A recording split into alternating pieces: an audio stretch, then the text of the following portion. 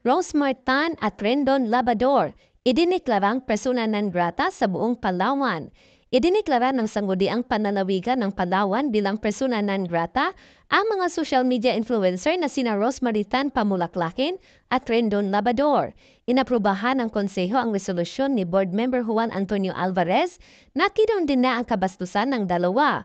Pinunto ni Alvarez na walang karapatan sina Rosemar at Rendon na manduro at mambastos kahit na tumutulo sila. Ito ay kaugnay ng pagkumpronta nila kay Joe Cayabyab Trinidad, isang empleyado ng lokal na pamahalaan ng Coron, dahil lamang sa hindi nila nagustuhan ang ipinost ni Cayabyab sa social media.